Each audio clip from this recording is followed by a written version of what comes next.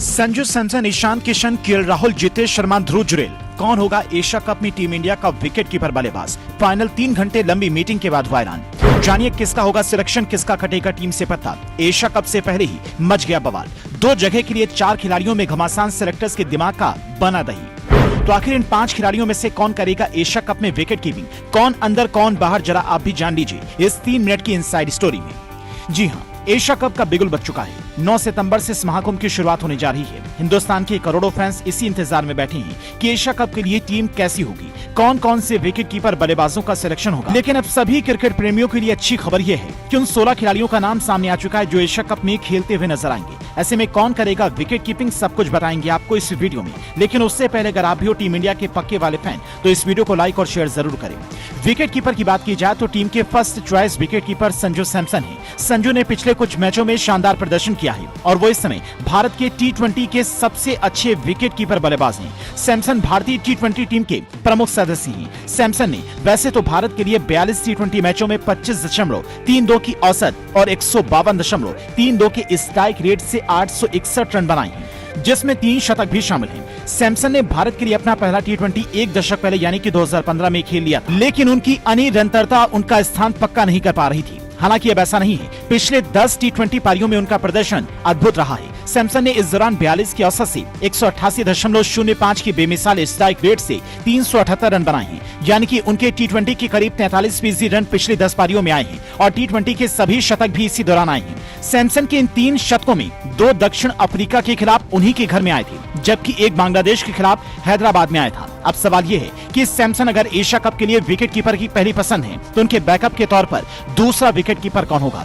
वैसे तो अगर ऋषभ पंत चोटिल न होते तो भारतीय दल का हिस्सा बिल्कुल हो सकते थे। तब शायद हम ये बात कर रहे होते कि विकेट कीपर की पहली पसंद पंत होंगे या फिर सैमसन। लेकिन अब वो चोट की वजह से उपलब्ध नहीं है, तो बैकअप विकेट कीपर के सवाल का जवाब बेहद मजेदार हो सकता है, क्योंकि विकल्प काफी हैं और सभी एक से बढ़कर एक हैं। इसमें पहला नाम आता है जितेश शर्मा का, वो विकेट कीपर जिन्हें भारत का भावी बेस्ट फिनिशर विकेट कीपर माना जाने लगा था। जितेश ने आईपीएल में कुछ बेहतरीन पारियां खेली थी, जिसका इनाम उन्हें टीम इंडिया की जर्सी के तौर पर मिला था। जितेश ने भारत के लिए 9 T20 खेले हैं और इनमें रन सिर्फ 100 बनाए, लेकिन उनकी भूमिका अलग थी और नीचे आकर तेज तर्रार पारी खेलने की जिम्मेदारी थी। जितेश ने 147.05 की स्ट्राइक रेट से वो भूमिका निभाई भी, लेकिन शायद 14.28 की औसत की वजह से वो चयनकर्ताओं को आगे आकर्षित नहीं कर पाए। जितेश का नीचे आकर आतिशी अंदाज में पारी को समाप्त करने का हुनर हो सकता है उन्हें एशिया कप का टिकट दिला दे। ईशान किशन एक और विकेट कीपर जिसने बहुत ही कम समय में भारतीय टीम में करीब अपना स्थान पक्का कर लिया था, लेकिन अचानक ही खराब फॉर्म और टीम संयोजन में फिट न बैठने की वजह से वो भारतीय सेटअप से बाहर हो गए।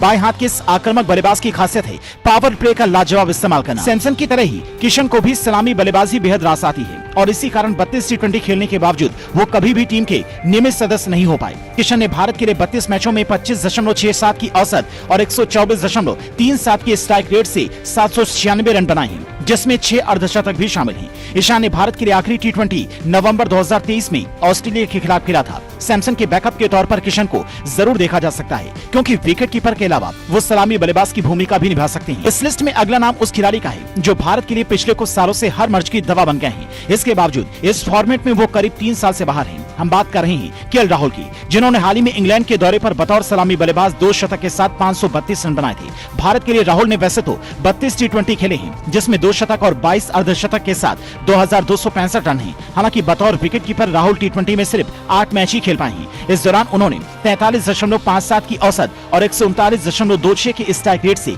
305 रन बनाए हैं, जिसमें 3 अर्धशतक भी शामिल। लिहाजा एशिया कप में वो सैमसन का बैकअप बन सकते हैं, तो सलामी बल्लेबाजी भी कर सकते हैं। दोस्तों, ऐसे में आपका क्या कहना है? नीचे कमेंट में जरूर बताएं।